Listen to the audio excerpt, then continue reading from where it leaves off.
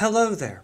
In this video, I'm going to do something different. In this video, I'm going to look at what Toronto's trolley bus network could have possibly looked like had it been kept around and expanded. So there's going to be a lot of drawing lines on maps in this video, but I hope you enjoy it nonetheless. So let's get into the video.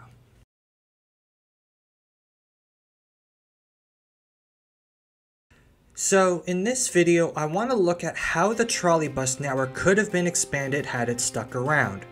However, I don't want this to just be me drawing lines on a map, as I want these proposals to be grounded in reality in some way. I'm not going to make a silly statement like just convert all buses to trolley buses, but instead the routes I've picked are, at least to me, seem like they would have been good candidates for conversion had our trolley bus network stuck around, and I hope that you agree with at least some of my choices. Before we begin though, I want to lay out some ground rules. Firstly, I will not be inventing new routes. Every route mentioned in this video is one that actually exists or existed at the time. Secondly, while I cannot invent new routes, I can make extensions and changes to pre-existing ones, if only to bring the old trolley bus routes in line with their modern incarnations. Third, I must designate what garage these routes will be stored at. It's not enough to create a route, the buses that run that route need to be stored somewhere. Fourth, the trolley bus network must be integrated with itself. Having a random one-off route that is not connected to the rest of the network is not allowed. This scenario, as you can surmise, is based on the premise that Toronto received funding to upgrade its trolley bus network at some point, be it in the 1980s or the 90s. The TTC would have purchased new trolley buses to replace their aging Flyer E400s, which were just CC&F trolley buses under the hood. While companies like Neoplan make trolley buses, the TTC would have likely gone with the Flyer E902 trolley buses for the upgrade, since the TTC already had a working relationship with Flyer, as well as Flyer being a Canadian company based out of Winnipeg. Today in 2023, those buses would have long been replaced by the modern new Flyer E40 LFs. I say E40s and not the articulated E60 variant, as none of the routes that were trolley buses or any of the new routes I am proposing use 60-foot articulated buses, and I don't see that changing anytime soon. And on that note, a brief disclaimer about ridership. Ridership numbers are fluid, and so are the number of buses allocated to a route. Over the years, ridership numbers can change, and some trolley bus routes had higher ridership back in the day compared to their modern diesel incarnations. The 19 Bay bus is a great example of this, as back in the 1980s that route would operate with 30 buses during rush hour. Today, according to the Canadian Public Transit Discussion Board, the TTC only allocates 8 buses during rush hour.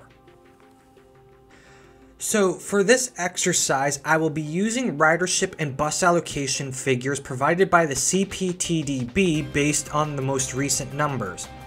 It's impossible to say what the actual ridership numbers would have been had the trolley buses stuck around, so I can only work with what I have.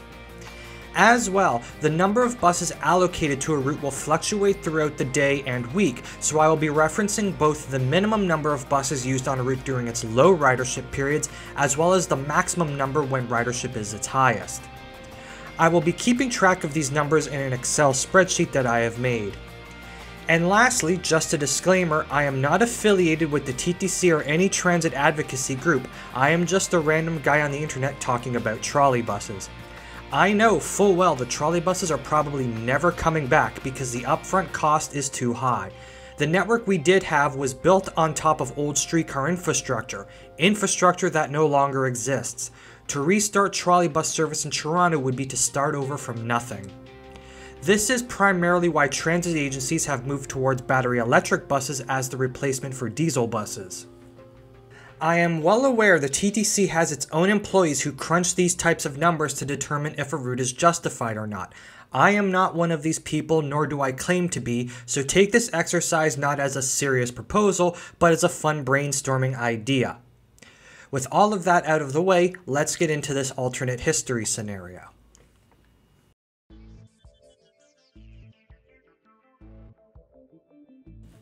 I'm going to start with the Eglinton division as it was both the smallest and simplest. Trolley bus routes in the Eglinton division operated out of Eglinton Garage, which at its peak in 1993 was the base of operations for 27 bus routes. I could not find an actual bus capacity for the garage, but as stated in the intro, I won't be introducing new routes and just using pre-existing ones, so any changes I make should not affect Eglinton Garage in any meaningful manner. At the end of service, the Eglinton division had 3 trolley bus routes, those being the 61 Northtown West, 74 Mount Pleasant, and 103 Northtown East. The 97 Young was once a trolley bus, however that service was converted to diesel operations in the 70s with the opening of the extension of Line 1 to York Mills. Because of this, I won't be including the 97 Young as a trolley bus for this exercise. I'll start with the 61 Northtown West, which will be renamed to the 61 Avenue Road North like it was in the real world. The only change I would make is the same change that happened in reality, and that is the route being extended to Bombay Loop just north of Highway 401. Row Loop would be retained as a short-turn loop for the line. The 61 Avenue Road North has a daily ridership of 4,100 passengers and was allocated a minimum of 2 buses and a maximum of 4. The 74 Mount Pleasant bus would be unchanged as it was in the real world. This route has a daily ridership of 2,200 riders and is allocated 2 buses at all times. Lastly, there is the 103 Northtown East, which will be renamed to the 103 Mount Pleasant North as it was in the real world, the route itself unchanged. This route hasn't actually operated for a couple years now due to construction of the Eglinton Crosstown, but its last daily ridership number was 1,449 riders and was allocated a minimum of 1 bus and a maximum of 2. I know there has been an idea to merge the 74 Mount Pleasant and 103 Mount Pleasant North buses in the transit fan community. However, the TTC has not done this and at the moment has no plans on doing this going forward. So for the purposes of this scenario, I will keep them as separate routes. So with those routes out of the way, let's talk about the new ones that I would add. The only route I would add to the Eglinton division is a conversion of the 13 Avenue Road. This route runs from Eglinton Station to the intersection of Bay Street and Elm Street via Avenue Road and University Avenue. This route would also make 2 connections with the 19 Bay Trolley Bus, helping integrate Toronto's 2 trolley bus networks into one unified network. The 13 Avenue Road's daily ridership number is 2,000 riders per day and is allocated a minimum of 2 and a maximum of 3 buses. The last thing to discuss in the Eglinton division would be the catenary along Eglinton Avenue itself. Back in the 1960s, the TTC examined converting the 32 Eglinton West into a trolley bus. This proposal fell through though due to opposition from residents of the village of Forest Hill. While this route would have made sense in the 1960s when the 32 Eglinton West only went as far as Jane Street, today the route extends far beyond. I am hesitant to convert the modern 32 Eglinton West due to both its length but also the coming of the Eglinton Crosstown line, which to me makes the need for a trolley bus route on Eglinton Avenue a bit redundant. That said, I will still put non-revenue catenary along Eglinton Avenue between Avenue Road and Eglinton West Station to help unify Toronto's 2 trolley bus networks. Yes, I know modern trolley buses have battery power for backup, but I still feel having these wires along Eglinton is better than not having them. And with that, we can wrap up discussion about the Eglinton division. This division would have 4 trolley bus routes, the 13 Avenue Road, 61 Avenue Road North, 74 Mount Pleasant, and 103 Mount Pleasant North. The total number of trolley buses allocated to Eglinton Garage would be 11 operational with 3 spares when you factor in the TTC's 25% spare ratio, which is the number of spare vehicles compared to the number of operational ones, for a total of 14 trolley buses. Lastly, the total daily ridership of the Eglinton division would be 9,749 riders per day in 2018.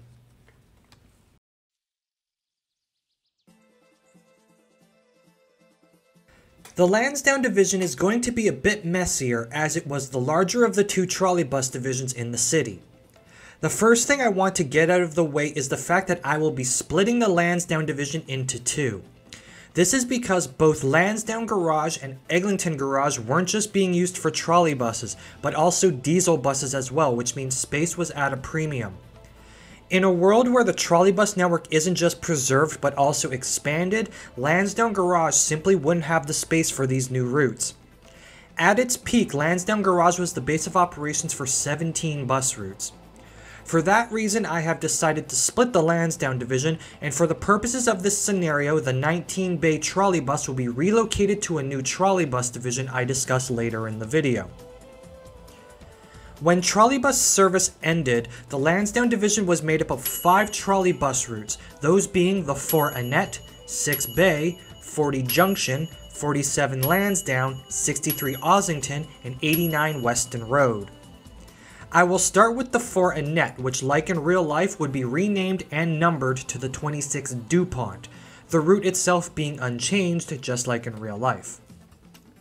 The 26 DuPont has a daily ridership of 3,800 riders and is allocated a minimum of 2 buses and a maximum of 3. The next route will be the 40 Junction, and this is where things get a tad complicated. The 40 Junction used to run only as far as Runnymede Loop, however today it operates all the way to Kipling Station. The extension of the 40 Junction is a recent change, and I'm not sure if this would have occurred as a trolley bus due to the cost of setting up the catenary all the way to Kipling Station. This is different to, say, the extension of the 61 Avenue Road North to Bombay Loop, which the TTC had been eyeing for a long time but couldn't do due to local opposition. I believe had the opposition not existed, the 61 Avenue Road North would have been extended to Bombay Loop when it was still a trolley bus. I am a bit more doubtful the 40 Junction would have ever moved beyond Runnymede Loop as a trolley bus. For this reason, I will leave the 40 Junction at Runnymede Loop due to the uncertainty around its extension as a trolley bus. The 40 Junction had a daily ridership of 4,809 riders per day before its extension to Kipling and was allocated a minimum of 1 bus and a maximum of 4. The 47 Lansdowne is the next route, and I would include its pending extension to Caledonia Station on the Eglinton Crosstown line. With the opening of the Eglinton Crosstown, the 47 Lansdowne in real life will be split into 2 routes, with the 47 Lansdowne only going as far north as Caledonia Station, while the route north of Caledonia Station will be handled by a restored 18 Caledonia bus. As a trolley bus, I don't think the merger of the 47 Lansdowne and 18 Caledonia would have happened in the first place, and the 47 Lansdowne's northern terminus would have remained at Earls Court Loop. With the opening of the Eglinton Crosstown, however, it makes sense to extend the 47 Lansdowne trolley bus to Caledonia Station. The 47 Lansdowne has a daily ridership of 14,700 riders per day and is allocated a minimum of 5 buses and a maximum of 14. However, due to the pending split in service, these numbers will change, and since the 47 Lansdowne in this scenario only goes as far as Caledonia Station, I will set the bus allocation to a minimum of 5 and a maximum of 10, as I think that would be an appropriate number for the cutback service. The next pre-existing route to look at is the 63 Ossington, which I would make no changes to, save for splitting off the Rogers Road branch into its own route as had been done in the real world. The 63 Ossington has a daily ridership of 23,800 riders per day and is allocated a minimum of 6 buses and a maximum of 21. Lastly, for the pre-existing routes, we have the 89 Weston Road, which will be largely unchanged save for a short detour of the route to Mount Dennis Station on Line 5 as is planned in the real world. The 89 Weston Road has a daily ridership of 15,700 riders per day and is allocated a minimum of 6 buses and a maximum of 11. So, with the pre-existing routes out of the way, what would I add to the Lansdowne division? Firstly, as mentioned before, the branch of the 63 Ossington along Rogers Road will be broken off into its own route as it was in the real world, that route being the 161 Rogers Road. The 161 Rogers Road was extended beyond Bicknell Loop to Jane Street. However, just like with the 40 Junction, I have to wonder if this extension would have occurred as a trolley bus. Because of that, for the purposes of this video, I will only extend the 161 Rogers Road across the railway tracks to Weston Road, where it can then run to Mount Dennis Station following the real-world plan for the route when the Eglinton Crosstown opens. The 161 Rogers Road has a daily ridership of 6,000 riders per day and is allocated a minimum of 3 and a maximum of 6 buses. Since this route will be cut back to Mount Dennis Station, however, I will reduce the bus allocation by 1, so a minimum of 2 and a maximum of 5. The only new route I would personally add is a conversion of the 168 Symington bus. This route operates from Dundas West Station, where it would connect with the 40 Junction Trolley Bus. It then runs east along Bloor Street and north on Symington Avenue. The route then runs west along Davenport Road and north along Old Weston Road and Rogers Road to Avon Loop, where it would connect with the 89 Weston Road and 161 Rogers Road trolley buses. That said, the TTC plans on extending the route to Mount Dennis Station, and I will do that as well since it already connects to Weston Road. The 168 Symington has a daily ridership of 7,200 riders per day and is allocated a minimum of 2 buses and a maximum of 8. The last new route and another TTC proposal will be the 78 Runnymede South. This route was proposed to run from Runnymede Station south on Runnymede Road, east on Morningside Avenue, and south on Windermere Avenue to an on-street loop via west on the Queensway, north on Southport Street, and east on Windermere Place. This route existed as a diesel bus from 1968 to 1980. Why it was originally proposed to be a trolley bus, I have no clue beyond somebody from Swansea's Village Council lobbying for it. My issue with the route is how disconnected from the rest of the Lansdowne division it would be, save for non-revenue catenary being installed along Bloor Street from Jane Street. However, it was an official proposal, so I will include it. While the 78 Runnymede South bus no longer exists, it was replaced by the 77 Swansea, which follows nearly the same route, so I will use its statistics for the scenario. The 77 Swansea has a daily ridership of 2,700 riders per day and is allocated a minimum of 1 bus and a maximum of 2.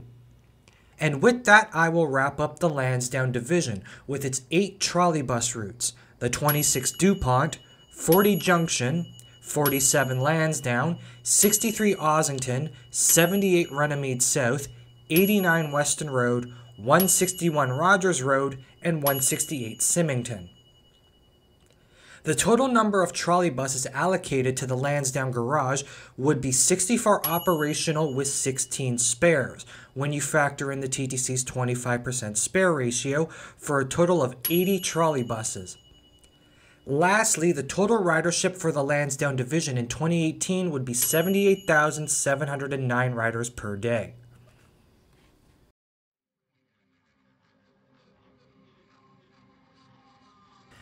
At the start of the last chapter, I briefly discussed splitting the Lansdowne division, and that was due to capacity constraints at Lansdowne Garage. In order to expand the trolley bus network, those buses need to be stored somewhere, and that means a new garage would be needed.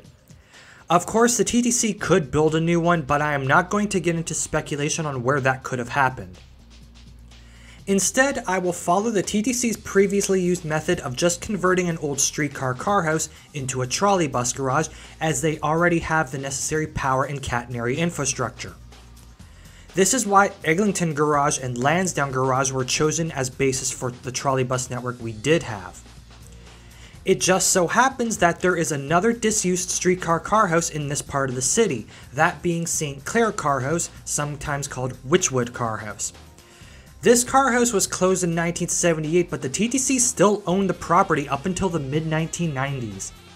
The TTC did briefly consider renovating the building to put it back into use, but the $500,000 price tag dissuaded them, and instead they sold it to the city of Toronto for $1. However, in a future where the TTC keeps its trolley bus network and expands it, upgrading St.Clair Car House becomes a much more worthwhile endeavor compared to trying to find a place to build a completely new garage. And for that reason, I will be using St. Clair Carhouse as the third garage for the trolley bus network. The St. Clair division will be made up of almost entirely new routes, save for one, that being the 19B, which earlier I said would be moved from the Lansdowne division. I chose to do this both for capacity reasons at Lansdowne, but also to reduce the deadheading time the bay bus would have. Deadheading, for those who don't know, is the term used for a transit vehicle that is moving but isn't in revenue service, like going to or coming from the garage. Ideally, you want to keep deadhead times low since a deadheading bus isn't making any money and is just spending it. Operators also like when there isn't much deadheading to deal with before and after a shift, since the faster they can get back to the garage, the faster they can go home. The route of the 19 bay will be unchanged as it was in the real world. The 19 bay has a daily ridership of 10,400 riders per day and is allocated a minimum of 2 and a maximum of 8 buses. From here on, every route is new, with some being official TTC proposals and others being my own. The first new route we will look at is a conversion of the 75 Sherburne, which was proposed by the TTC. Its route would be unchanged. The 75 Sherburne has a daily ridership of 11,100 passengers per day and is allocated a minimum of 2 buses and a maximum of 10. The next route to be looked at will be a conversion of the 94 Wellesley, which was also a proposal by the TTC. This conversion would connect the 75 Sherburne to the rest of the network as well as offer another east-west connection for downtown trolley buses, since without it there would only be the 26 DuPont. The 94 Wellesley has a daily ridership of 8,500 riders per day and is allocated a minimum of 3 buses and a maximum of 6. Now let's get on to the routes I would add to the St. Clair division. The first one I will discuss may be surprising, but hear me out on it. It is the 126 Christie. Why I would choose this route comes down to St. Clair Garage being located on Christie Street near St. Clair Avenue, so catenary would need to be strung up from DuPont Street to the garage. It also just so happens that the 126 Christie operates from Christie Station to St. Clair West Station, so at that point you might as well just fully commit to a conversion of the route, right? The 126 Christie has a daily ridership of 2,400 riders per day and is allocated a minimum of 1 bus and a maximum of 2. The next route I would add is one that had all of the qualifications for conversion but was never converted, that being the 127 Davenport. Of the 10 trolley bus routes Toronto actually had in its history, all but one were converted streetcar routes. Davenport Road had streetcar service, but this never translated to trolley bus service as there was no eastern terminus for any sort of trolley bus route. This is the same reason why the Davenport streetcar was abolished. Today, however, there is an eastern terminus, that being Spadina Station. The 127 Davenport has a daily ridership of 2,000 riders per day and is allocated 2 buses at all times. The last route I will add to this hypothetical St. Clair division is another one you may find odd. It is the 90 Vaughan. I chose the 90 Vaughan admittedly for network connectivity as the route runs from St. Clair West Station to Oakwood and Eglinton Avenue, thus further integrating the trolley bus network with itself. The 90 Vaughan has a daily ridership of 6,700 riders per day and is allocated a minimum of 2 buses and a maximum of 5. The last thing I will discuss here is the installation of non-revenue catenary along Bathurst Street between St. Clair Avenue and DuPont Street in order to link the trolley bus network to the Hillcrest shops. And that wraps up the St. Clair division with its 6 routes: the 19 Bay, 75 Sherburne, 90 Vaughan, 94 Wellesley, 126 Christie, and 127 Davenport.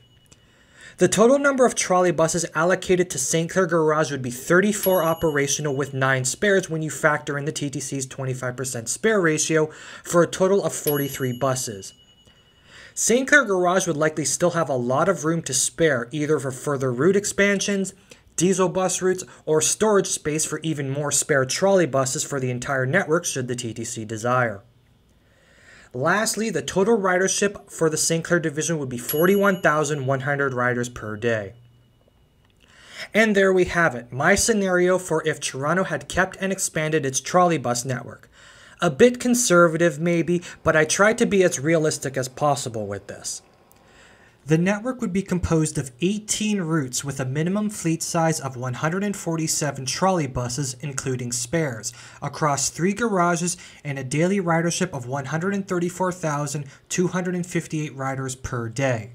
By my cursory search, this would be the largest trolley bus network in North America and would give Toronto both the largest trolley bus and streetcar networks in North America. However, that is a future that was not meant to be. But can we go further? Can we make the network even bigger and still be at least slightly realistic about it? Is there another part of Toronto that has a disused streetcar car house and a history of streetcar service? Well, it just so happens that there is. So let's go away from the world of what I believe to be a somewhat realistic future and enter a more unrealistic one. Let's start drawing lines on the back of a napkin.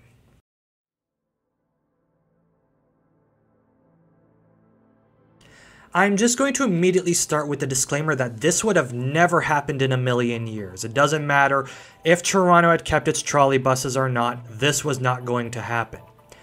This section of the video is simply for fun and to answer a question I know at least one person who watches this video is probably thinking. That is, why are all the trolley buses in the west end of the city? Well, put simply, Toronto's trolley bus network was all converted streetcar routes save for one route. The bulk of Toronto's streetcar network was and still is in the west end of the city due to the Don Valley. The Don Valley was a major barrier to the city's development, and so the city developed rapidly in the north and west directions, and with that development came the streetcars. The city east of the Don Valley developed at a much slower pace, and so did the streetcar network. There were plans to expand the streetcar network into East York and Leaside, but none of these routes were ever built.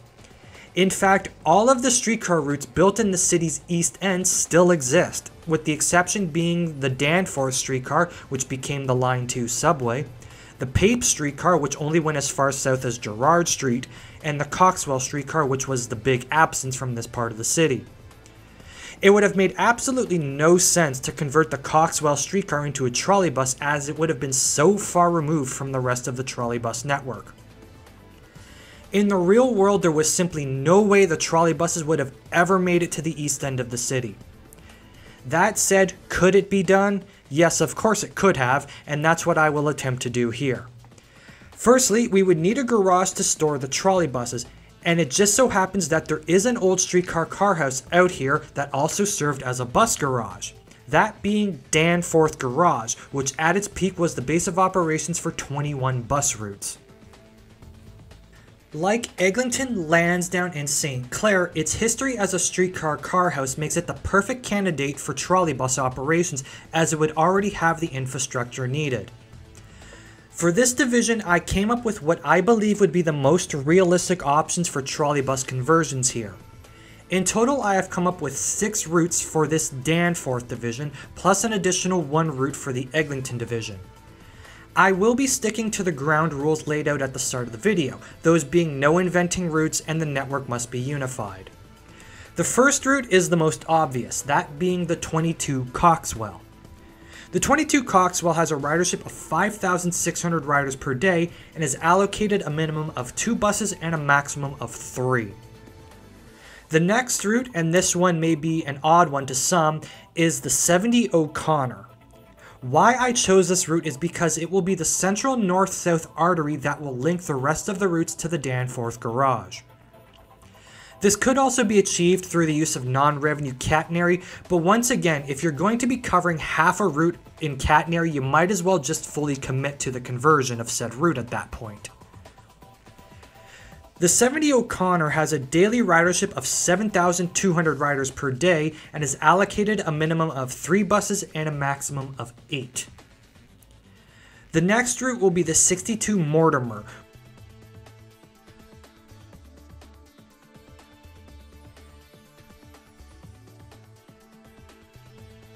which has a daily ridership of 2,600 riders per day and is allocated a minimum of 2 buses and a maximum of 3. Next would be the 87 Cosburn, which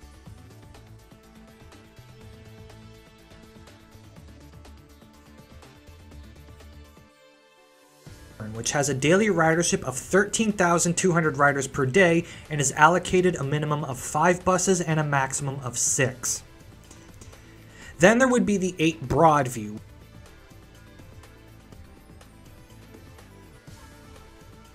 which has a daily ridership of 810 riders per day and is allocated 1 bus. And now we must connect the Danforth division to the rest of the trolley bus network. For that, I have come up with 2 routes. The first being the 56 Lee side, which would connect the Danforth and Eglinton divisions at Eglinton Station. The 56 Lee side has a daily ridership of 4,500 riders per day and is allocated a minimum of 2 buses and a maximum of 5. I do know the TTC currently plans on merging the 56 Lee side and the 51 Leslie bus with the opening of the Eglinton Crosstown, so that does put a wrench in this idea.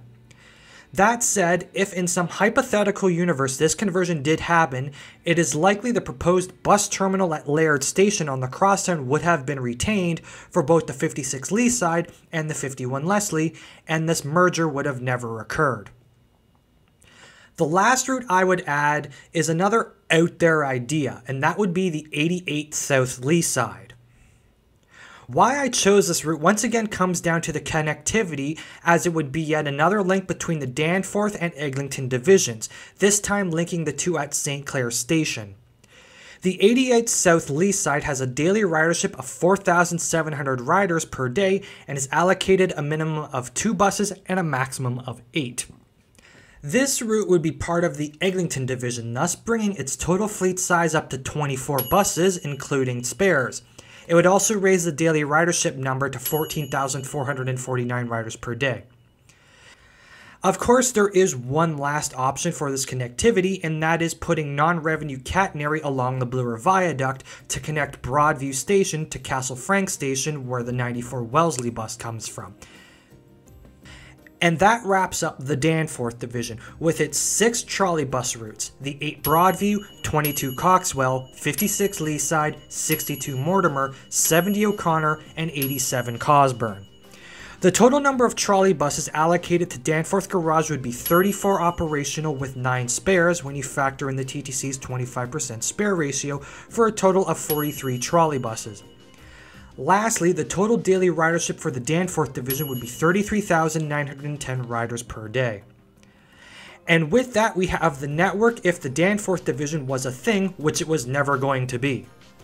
This would bring Toronto's trolley bus network to 23 routes with a fleet of 170 trolley buses, including spares, across 4 garages and a daily ridership of 160,968 riders per day. Of course, the Danforth division was never going to be a thing, so this specific inclusion is more pie in the sky than the previous one from the end of the last chapter. The whole purpose of this video was to be a what-if scenario. What if Toronto could keep its trolley buses and even expand the network? Today we see transit agencies, including the TTC, clamoring for battery electric buses to replace their fleet of diesel buses, and it's hard not to wonder how our trolley buses could have helped the TTC and the City of Toronto in its transition to more green technologies. I am adamant that had Toronto been able to keep its trolley buses, they would play a big role in the city's and the TTC's efforts to reduce emissions and be more environmentally friendly. These kinds of discussions, however, are merely academic and relegated to videos like these, as the trolley buses are gone and they are never coming back. And with that, I will end this video and this series on Toronto's old trolley buses here. Thank you for watching this video, and if you enjoyed it and want to see more like it, please hit that subscribe button because there are more videos like it on the channel and there are more videos like it on the way. If there's anything you want to say about this crazy what if scenario, don't be afraid to do so in the comments section below. And with that, I will see you in the next video.